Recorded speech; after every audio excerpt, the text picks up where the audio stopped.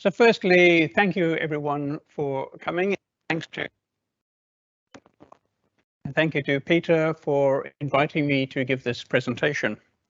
It's 42 slides long, so I'm expecting people to wave hands or whatever, should I start to overrun. What we're going to look at here is the difference and similarity between the use of multiple, and you could call them remotely piloted aircraft. This is in a sense telling you what they are as opposed to not what they're not type of thing. So they are remotely piloted aircraft, drones in other words.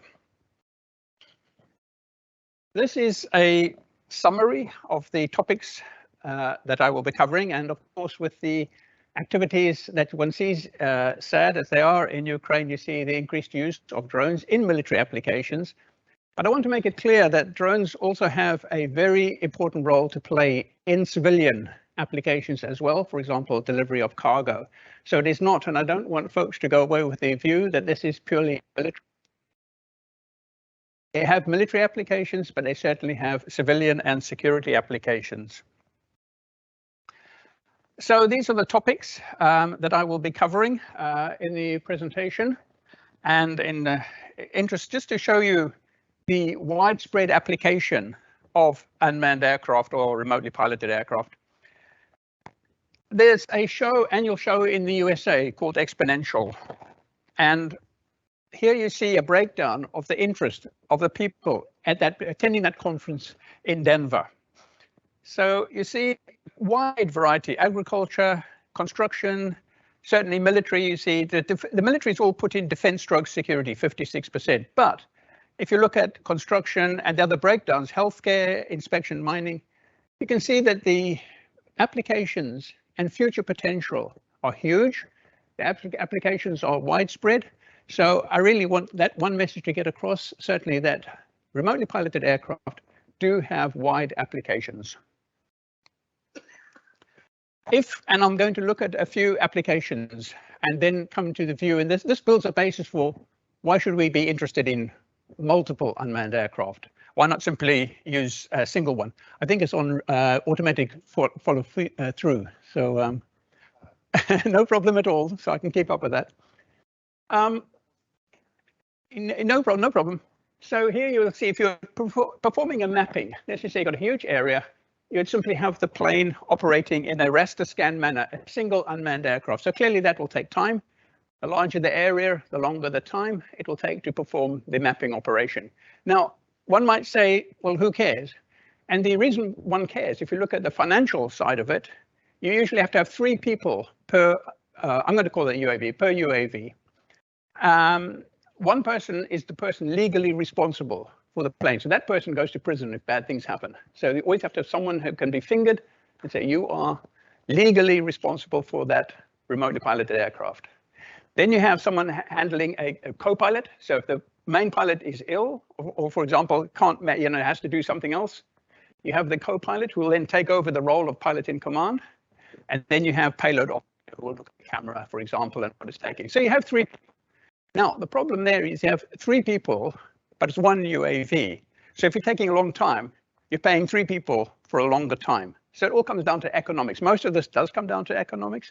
And we'll come to why actually having those same 3 people operating multiple planes will enable you to cover the area you're interested in covering, but at lower cost. And that's the key factor, is as in most activities, human, and not all, but many of them are financially driven.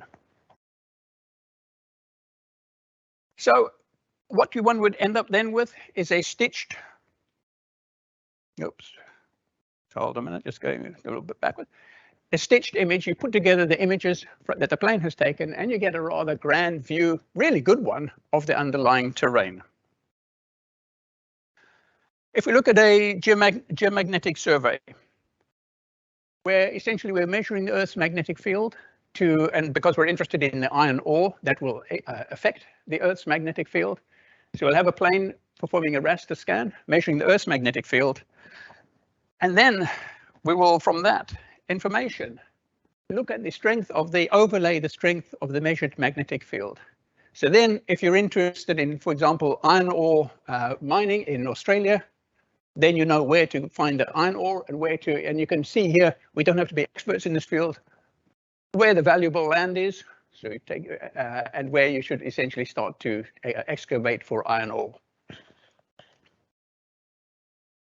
On the security side of things, this is the pipeline in Nigeria. And essentially what they have is on to the side, because a vehicle may go down, up and down the pipeline. So we may want to essentially monitor for folks who are tapping into the pipeline. So they call this bunkering. So if you decide you want to supplement your income, you simply drill a hole in the pipe, fill up your tanker, and you go and offload it and you get paid for it. So nice way to make some money if that is of interest to you. So of course, clearly the folks who are in the oil business will want to monitor what's going on. And what they will use typically is a means of electronic, what they call electronic tree removal.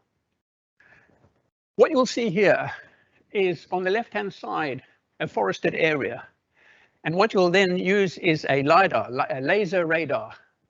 And you'll time the signal, how long it takes for the light to go to the ground and to come back up, or to be reflected from the canopy. So when you're looking at it visually, and it's in the left-hand side, it just looks like a lot of trees. But if you use LiDAR and you say, I'm going to look for the pulse that takes the longest time to reach, and as long as the light can actually, it's not, the canopy is not so dense that the light can't reach the bottom. As long as some light can reach the bottom, that will take longer to be reflected up. And if you only look at the longest path the light has taken, you essentially get the right-hand side. You get electronic tree removal. So if folks are hiding there, they've got vehicles in the forest, we can immediately see them as long as some light can penetrate the canopy. So if it's fully dark and folks are doing whatever beneath a fully dark canopy, we won't see them. But if it's partial, you can see it's fairly decently covered on the left-hand side, but not fully. Then we will be able to detect what is going on. Trucks, roads, so it's called electronic tree removal. So then if folks are planning to have a little truck or have some trucks nearby an oil pipeline, we will detect them. And this is an example. If you simply take a photograph and you have a look at the oil pipeline and you see tanks, storage tanks in the vicinity, you can bet your bottom dollar you know what that's all about. So you have a security application. So there's economic ones and there's security ones. The military ones are fairly self-evident.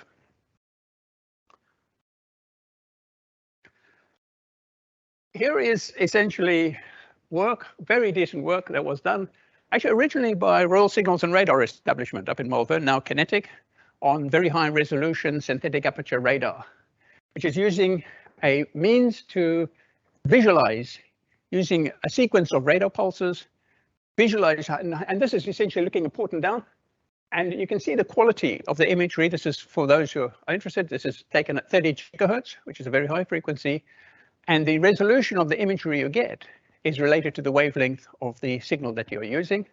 So you're getting, and so this essentially doesn't matter whether there's dust, doesn't matter whether there's smoke, for example, doesn't matter whether it's day or night, you'll get this quality imagery. And this is on the Watchkeeper unmanned aircraft that is used, manufactured by Thales, but it's using the technology that was developed by RSRE and now Kinetic to get these types of images. So this way you have the ability, because essentially if you're in the security or military business, usually bad things happen at night. And this is where one struggles. So you, okay, get your thermal imaging camera, it has a particular resolution, and it will be affected by rain, for example, it'll be affected by smoke, and flashes of light, for example, or thermal issues. Synthetic aperture radar, although it costs a lot, will essentially cut through all of that and enable you to get really good images. Now, one of the things that has held it back a little bit has been processing power, because you need a very high power, what's called a graphics processing unit, to handle the data and synthesize the image.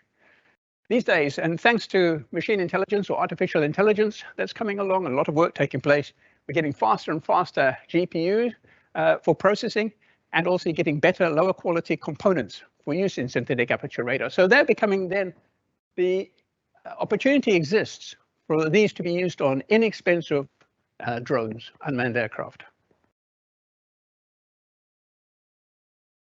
The other thing is Maritime Patrol.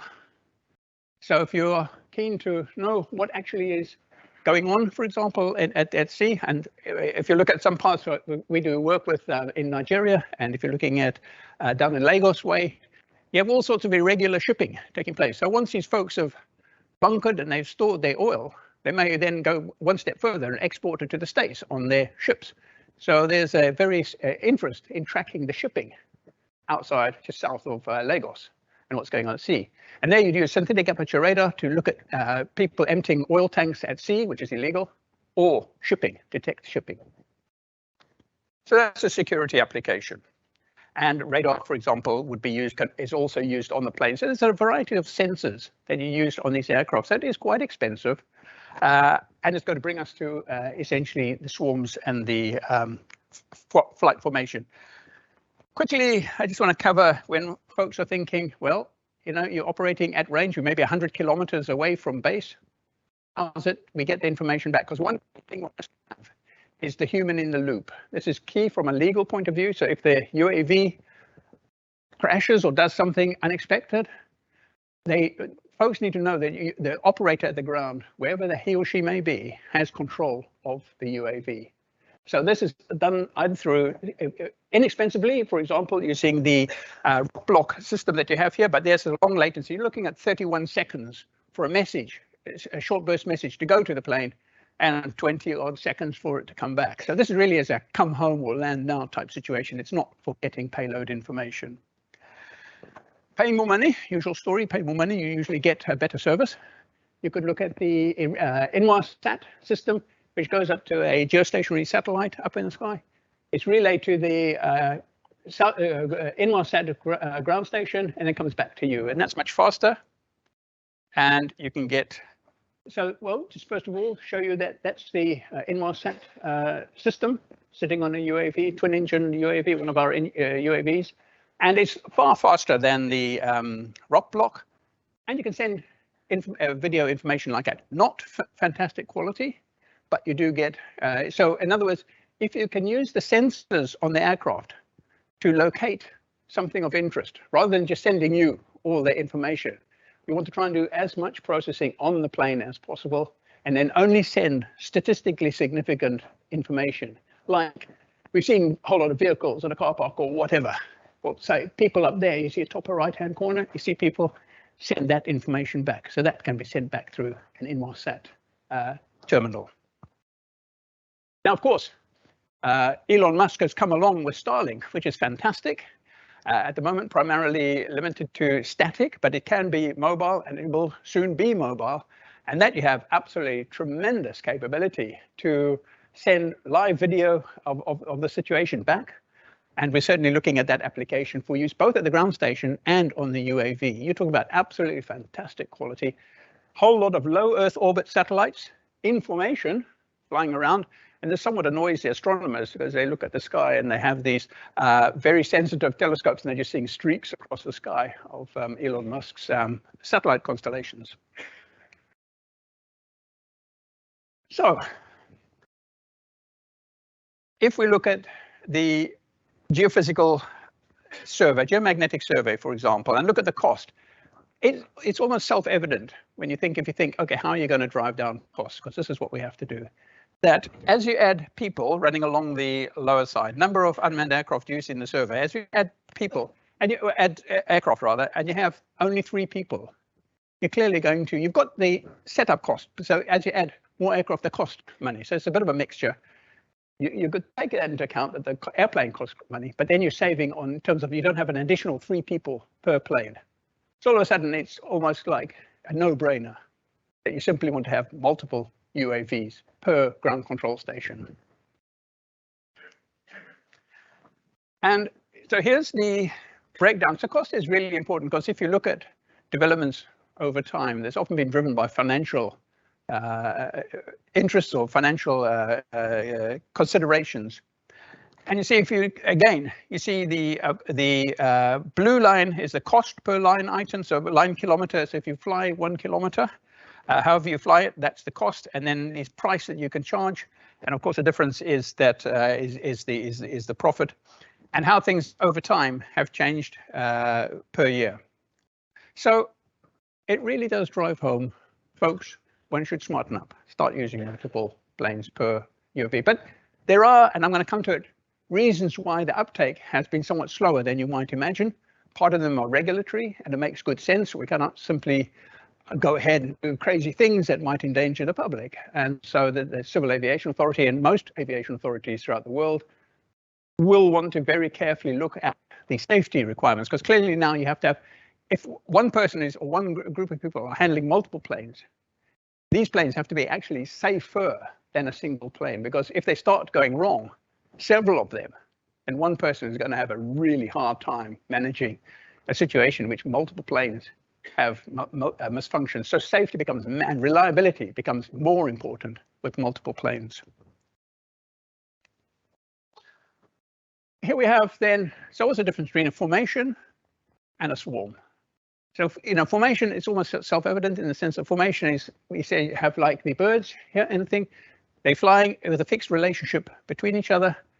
And there are applications for that. So if, in other words, you're doing, say, a survey, you don't need every plane to go in any which way like a bunch of bumblebees. You simply want them to follow with a fixed relationship with each other to optimally cover the ground that you're interested in. So you'd use a formation. And in another application, say a security application where somebody says, you know what, I need you to monitor what's going on in this table. You won't necessarily want a formation, because you might say, well, that's really smart. Because if you're a baddie, baddies are actually quite smart at times. They will, there's a predictability about the formation. So you'll sort of lie low when the formation is going over you, and then resurface and carry on business.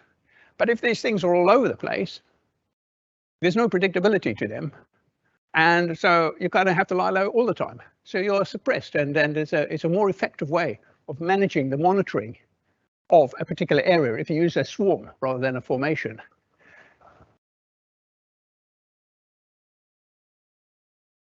So I mentioned Elon Musk and the, certainly if you find in outlying parts of the country, in the UK, for example, certainly heavily used in Ukraine. Elon Musk has donated a whole lot of these. So if the communication system is down, or it's simply not present, or the companies who have this, just to say it's uneconomic to give it to some farmer in the middle of nowhere, then you simply get on with Elon Musk's arrangement, and it's extremely good. I mean, I almost sound like an Elon Musk salesperson, but that's what you would use. And a swarm, then I have the applications there. So short-range cargo transportation. You know, one can, if you see the Amazon truck coming around, using a lot of petrol, delivering a teeny-weeny little parcel to someone, it's like, you know what, this day and age, when we should be concerned about pollution, certainly going to be concerned about the price of petrol, why wouldn't it make more sense to deliver some articles by unmanned aircraft and just go from these big Amazon warehouses you see dotted around the country? And so it'd make eminent sense to do that. And that would be then a swarm application. These things are just going wherever. Clearly, you have to ensure that they don't collide with each other, so everybody loses their little goodie, or heaven forbid it falls on somebody else. But it would make more sense. And I suspect that will come. It's an issue, a regulatory issue, an issue of collision detect and avoid assurance. And again, it comes down to the regulatory side is so important and so big. I won't be covering it in this lecture. That would not do it justice, but it is massively, massively important. So there's some of these things, these changes that will take place, will simply take place. Maybe it take longer than we would think, but it's for a good reason, in my opinion.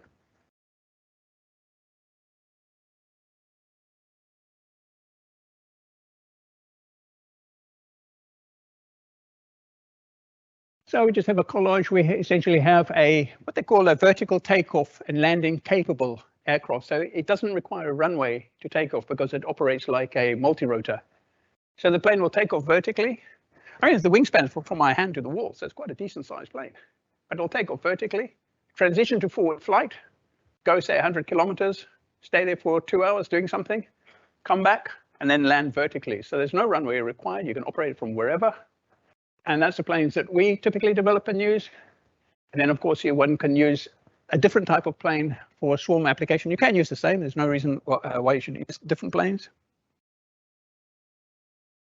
And just to give you a summary of the requirements of the UAV, whether it's operating in a formation or in a swarm, what you need to do is, because if you're having either a swarm or formation, planes could develop a fault. They may need to come back. They may run out of fuel.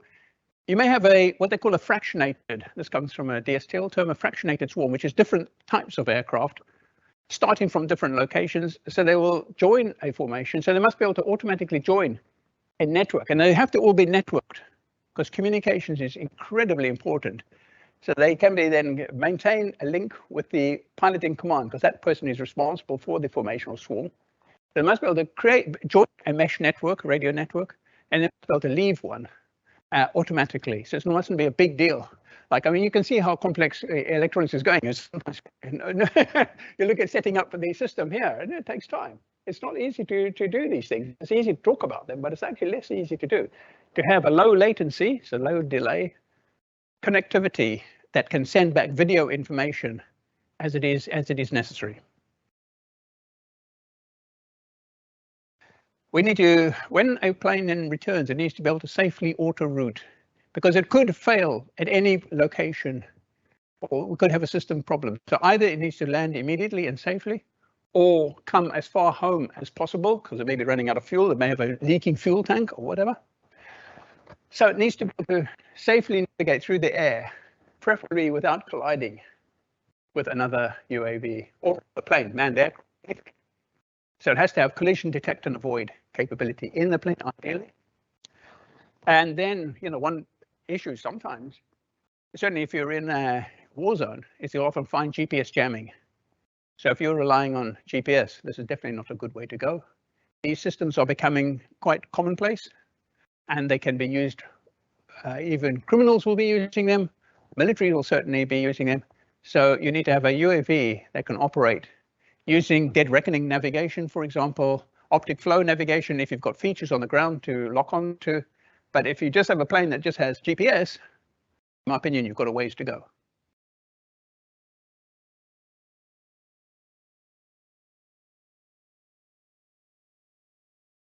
So here's an extreme example of formation flying at the Tokyo Olympics 2020. You can see multiple UAVs in a sphere, each keeping relationship with the other one and hovering there. These things can typically hover for 30 to 35 minutes type thing. And that's a fantastic capability. So that's the sort of thing one needs to do. And you can see we're not talking about 2 or 3 UAVs. We can talk about many of them, and they all communicate with each other. And that can be nearest neighbor communications. I'm not saying that one will be able to talk to all the other ones, but it can be their nearest neighbor. So there's quite an effort in networking, communication networking, to manage the multiple UAVs. And I want to emphasize the legal aspects of multiple UAVs, but it is such a big topic that I see, and one colleague of ours, you see Jerry Corbett, right-hand side, put it that, you know, few people can handle a bunch of toddlers if they are well behaved, but things, and I think we can all realize this, of course, things get out of hand as an increasing number of them start to misbehave. So this is what emphasizes the need for reliability. So a plane, a UAV that has the safety or reliability of on its own is not necessarily suitable for operation in swarm. You need a higher level of safety and reliability in when you're operating multiple planes. For that very good reason, you can see there.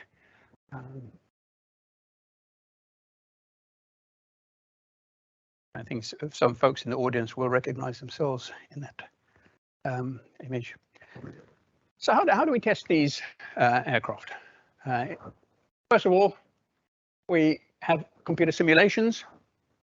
Then what we do is we actually have this is actually a kid's, it's a little vehicle like this big. It's like a robotic car vehicle that the kids will play around with, a very decent one. But you try and manage a swarm in 2 dimensions. So you have like 10, 20 of these things on the ground.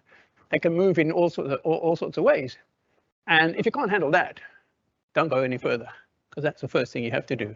Get that. So I'm afraid, you know, we had something like 10 of these things. We've got about 3 of them because everyone's taken one home for their kids and all this kind of stuff, and the kids just love it. But that is an essential step prior to then trying it on a multi-rotor. So these things you can park in space if things go bad. and just try and carefully do what it is you try and do and carefully move up. Before you get to the aircraft side where everything's dynamic, everything's moving, you're in 3 dimensions, it's all getting very complicated. So you do need to go through a sequence of increasing complexity and flexibility if you're getting as you get into this area. So the reward, as this financial rewards, essentially it's as essential that you get into this area, but the journey can be long, but the sooner you start, the better. One of the things that we and many companies, and I know Kinetic nearby, have a very good, what they call a digital twin, which is essentially where you have a simulation of a plane that is an accurate representation of the dynamics of, and you may be using different types of planes, and then you put them all together. And these days, with more and more powerful computers, you can get incredibly good realization, flight dynamics of the plane. And I've seen the wind tunnel at the Kinetic wind tunnel, which is very impressive to also test planes and airframes. All of this needs to be fed in so that you can simulate in 3D as realistically as possible how the planes will operate, and particularly in a swarm configuration. This won't, of course, necessarily help you with the connectivity, radio connectivity, but at least you can get part of the problem, the flight dynamics of multiple planes sorted out. So this is essentially when we looked at 5 planes and we started to perform the simulation of these planes. And you can see that, there's no way a plane is going to turn, pull a 90-degree turn or thereabouts. And so you can very quickly see as you track the multiple planes and you give them different missions that bad things are happening. And now we have to figure out, how do you have simple maneuvers, like figure of 8, for example, right-hand turn, you name it. How do we get the planes to execute simple maneuver on simulations? The simulation is really, really important, accurate simulation. And I say taking the wind tunnel tests, taking the digital twin and the like. And then you get onto the thing the kids all love. So you just get a whole lot of these planes, and there would be the pilot in command, if you like, for want of a better phrase. And the one with the taller area, the one in the middle, that is the lead. And then the other planes, robotic vehicles, unmanned ground vehicles, UGV, would then essentially perform a maneuver. So we say, right, let's do it in 2 dimensions. And clearly nothing serious can go wrong with this thing. So we have to get it sorted out. And you can also test to some degree the communications and the networking. And there we have the demonstration. 5 UAVs at the test site that we use. In fact, this was with DSTL folks who we are very thankful for their support in attendance. And we have the ground control station in the right-hand side, just off the slide. And you see the UAVs moving along in formation. So that was 2018. Then part of the project was because we put the proposal to DSTL and we said we would fly 20 UAVs. And then, of course, one of the challenging things is to get CAA permission to fly 20 planes with 1 ground control station, and bless them. Jerry Corbett and his colleagues said yes, provided this and provided that. And so they were all vertical takeoff and landing planes. So hence you can see they just took off from where we just put them in a farmer's field that we operate. And they went along. And actually the psychological impact of this was quite interesting, because there was a whole lot of sheep in the lower right-hand side.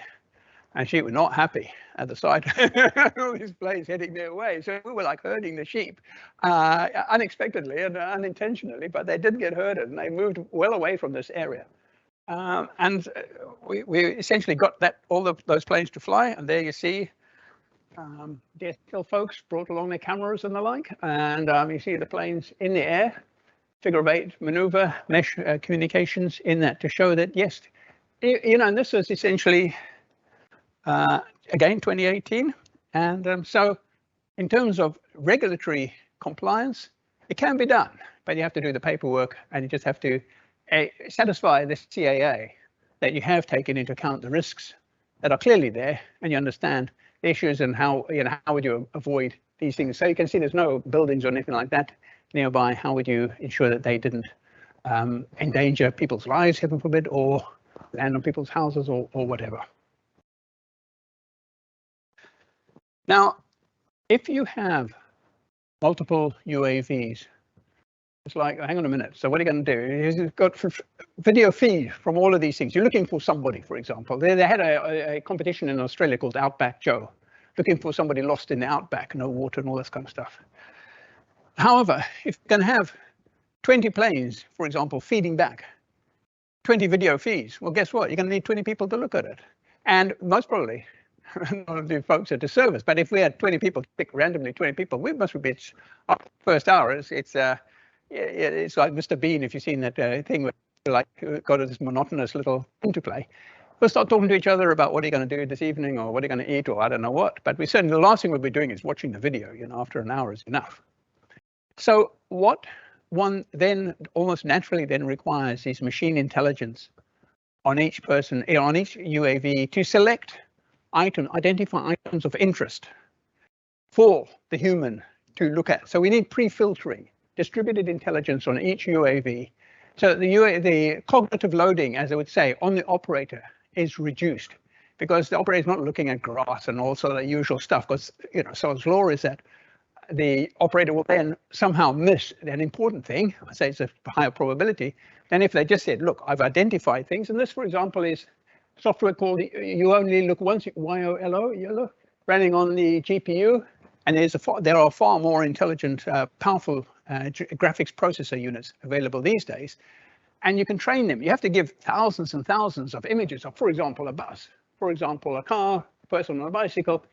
You have to feed lots and lots of images. But once you've trained it, and it is a serious effort to train them into looking for something, so you train them to look for something, then the planes can go over and not only detect, but detect and track items of interest, as you see here. So now we have distributed intelligence. So in this pipeline monitoring thing, we can be going up and down the pipeline, looking for people, looking for bunkers, whatever, but primarily people, or looking for AK-47s, depending on the place and where in the world you're looking for.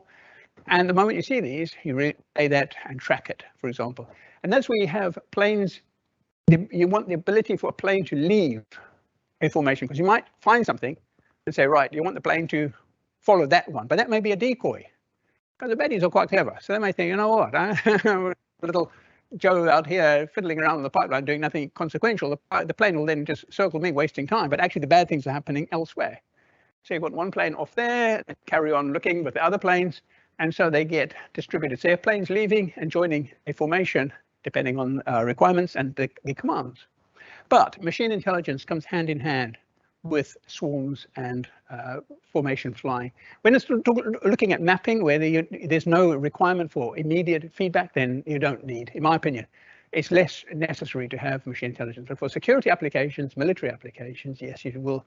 There's a high probability that you will need machine intelligence. And they're now onto YOLO 7, and they have a thing called ORIN, from NVIDIA, the essentially lead manufacturers of graphic processing units. This will give you very fast, not only processing of synthetic aperture radar that I mentioned before, but graphical information as well from thermal imaging cameras, for example, from video during the day, video cameras. So let's have a look. Say, for example, we were tasked with monitoring this area. What someone says, right, you need to find where people might be, because we don't want folks just randomly wandering around for whatever reason. I'm just taking this as an example as to how you would essentially get a swarm of UAVs to monitor a particular location. So what one would do is break it up, first of all, into rectangles, for example, or subdivision into subsets. And then to some extent, there's also human intuition comes in. So humans aren't entirely ruled out, because one might say, where might people be? So you might say, well, they might be near water. So, the river is a good place or by the river bank, that's where you find people. Trees, people love to hide in trees and stuff like that. Open field, no, not really, not likely to find, the ropier elements of society walking across an open field, and so on. So you then would assign probabilities of no-fly zones, for example, and where you are likely to find something of interest. So, for example, let's say central portion there, no-fly zone, don't go over there. It's, property that we do not want to fly over. And what you then assign is a cost of flying over there in these various areas. So if you said if you flew over the green areas, which is pretty much open, you don't get much for flying over there. You know, it's good if you do. If you fly over the prohibited area, because you may simply have to fly over the no-fly, because you simply, for example, you might be stuck in the middle of it. So you're going to say you shouldn't, but it's going to cost you a lot if you do fly over a no-fly area. So no-fly is lowercase no-fly. You're going to put a high-cost function. And if you fly over places where we think folks are going to be, you're going to get a good reward for going there. But also, there is a time-dependent element that once you've overflown that, slowly the value of reflying over that area creeps back up again. Because if you then don't fly over that again, then somebody may actually go into that particular area. So it is dynamic in nature, both the nature of the location, but also the revisit time is important in determining when you introduce n numbers of UAVs, how will you automatically assign where they go and where they fly? And so on. So it is quite complex. And furthermore, what you might wish to do is randomize the situation. So in other words, let's just say we decide, you know, we had enough of being good and we're going to pull a few, go onto the dark side. It's a bit annoying if you cannot predict. So with a formation, you can always predict when the planes are going to be and lie low. But if they're just randomly going all over the place, it's really hard to carry out the business during the night due to this randomness of the surveillance that's taking place. But that has to then be worked out by a computer.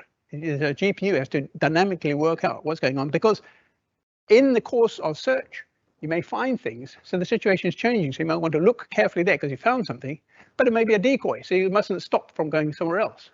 So really, it's quite a complex little arrangement that you have to take into account, and it's a dynamic one. So I mentioned the dynamic nature of data freshness. You have to take that one into account in the programming. So if you essentially have an interest in computer programming and looking for algorithms and ways to solve it, this is a really good area, fertile area for investigation in this. Now, folks have different approaches. There certainly are. There's work being done throughout the world in this particular area. But you know, there's a room for imagination and want to just try what can you do to cost effectively do this, realize the swarm management. And one would need to also keep reserve unmanned aircraft ready, so that when unmanned aircraft is either found something of interest, but now you've got a gap in your surveillance, or there's a fault, or it's run out of fuel.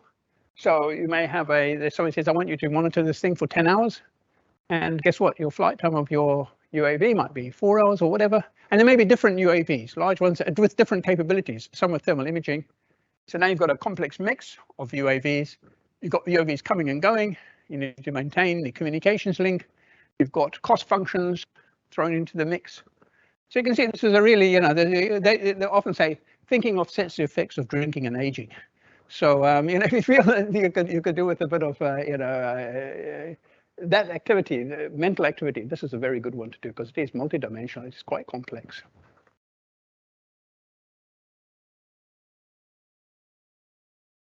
So, furthermore, in order to, because the other important thing is to ensure the UAVs do not collide with each other.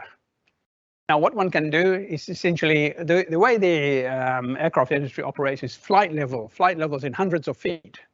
And then it's all essentially calibrated with a barometric pressure, for example, at the ground control station. Just say you've got a calibrated ground.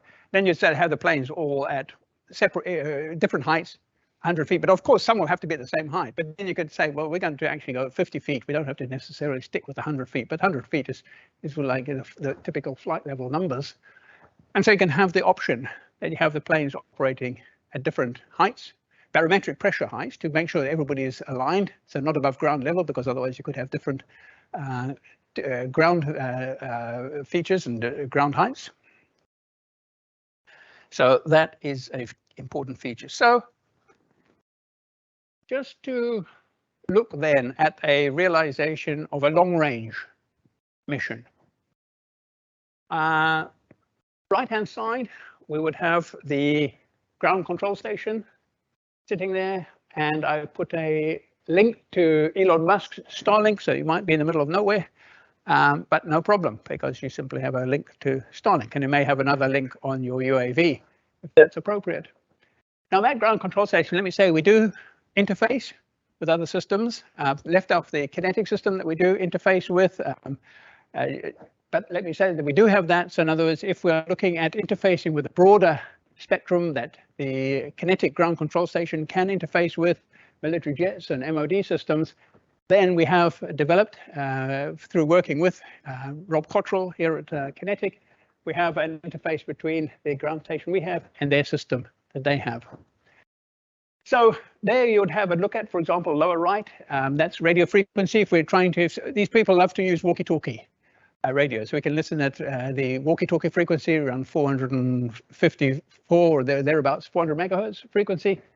We use a real-time spectrum analyzer. We can pick up, do radio direction finding. And again, if you're looking at multiple UAVs, you can easily do triangulation, because if you synchronize the detection of even a burst, you can say that one is at this angle, this one is received at that angle, do triangulation.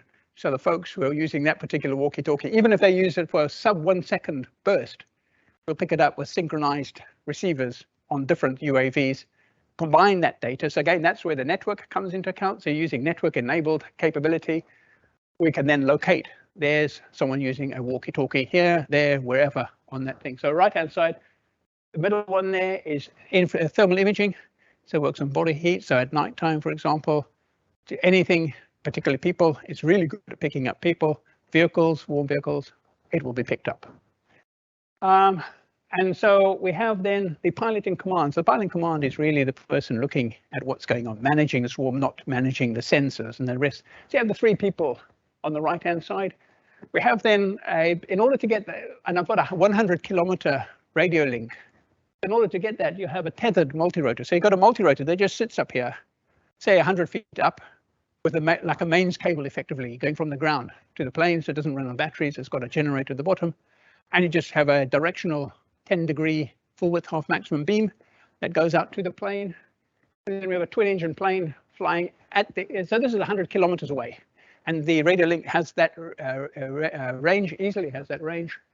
And it will then communicate with low flying, but long range planes that have come in. So they are vertical takeoff and landing. These planes on the left-hand side have come from the ground control station. They fly 100 kilometers.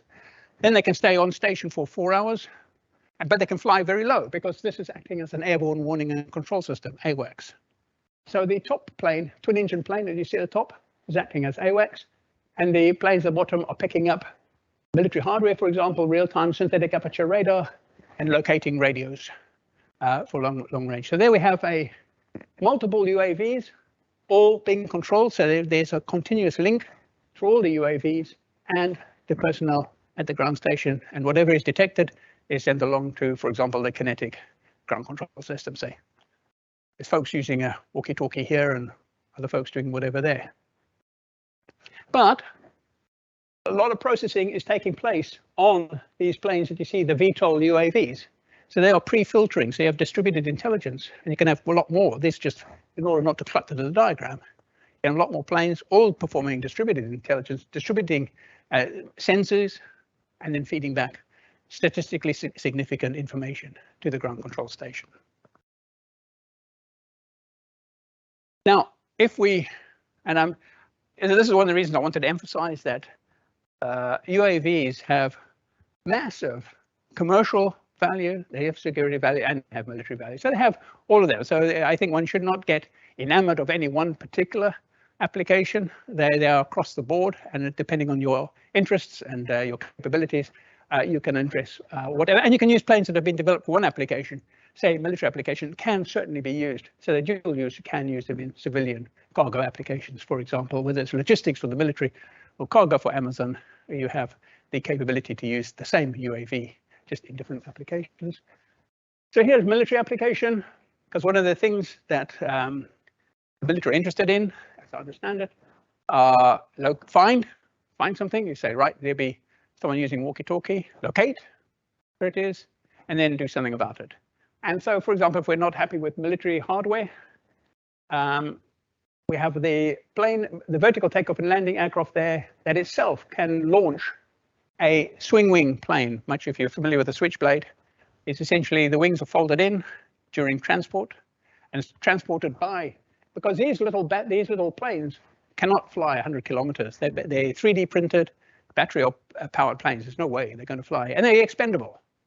So they're certainly not going to fly 100 kilometers, but they're brought into the area of interest by the mid-sized plane, the VTOL, the in-view VTOL, and they're launched from the mid-sized plane, and they essentially then can go and, however you wish to deal with whatever it is you found, they can deal with that at range, even though they're expendable 3D printed UAVs. So you have then the ability to create or expand your formation at range, at will. So you can start off with a few planes, and then essentially you create a larger swarm at a distance, should you wish to.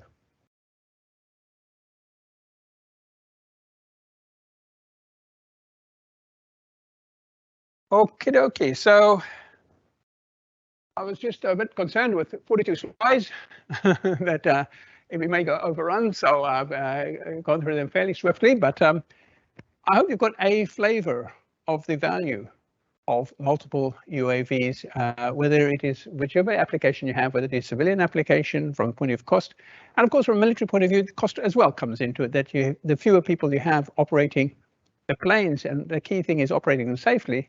And that's why I said you can see that if I dwelt on the very important topic of regulations, it would take easily a session this length, if not longer, to cover the regulatory aspects of the plane. So this is not to diminish it, but I've deliberately not covered that because I would otherwise be a superficial coverage of the important regulatory side of things. And hopefully, an important aspect of this that I hopefully brought through also is the value of simulation in this area. So rather than jumping in and hoping for the best, the simulation side is absolutely important.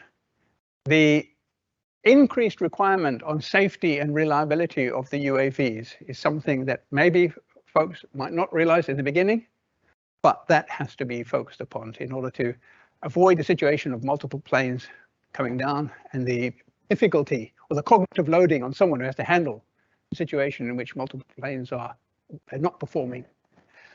And also the value of artificial intelligence or distributed machine intelligence, as they're called. And you can see that value if you can distribute that to pre-filter and analyze what is going on. And there's a huge amount of work taking place, partly, for example, for automotive applications, so automatic cars, so self-driving cars that need to figure out what's going on. And the artificial application of machine intelligence across the board. We're seeing more and more of that. So in a sense, we're simply borrowing from that huge amount of work that's taking place there. As with the communications, we're borrowing from the work on 5G, the big networks that are rolling out for the phone. So we're simply using that technology that they're developing in our mobile swarms. And Elon Musk putting a satellite constellation up, you know, he's put billions of shareholder money into billions of dollars of shareholder money into that, which we'll simply piggyback on, and people will find useful in remote areas. So I would like to thank the people, as you see here, certainly MOD, DSTL, Innovate UK, European Space Agency, and Kinetic. So this presentation is certainly for support, and we are very thankful for that.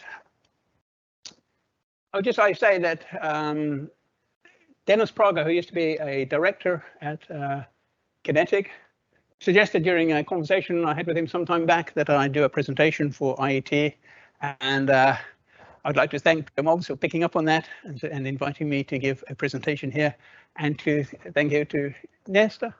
And I saw Joe Davies, so thanks to all the folks. And it's a huge number of people. I'm surprised how many people that are here now, all the hard work you put in. So thank you very much for that. And for everyone for coming out in the weather that we've experienced right now. And thanks to, of course, to all the people who have been listening on the internet. Thank you.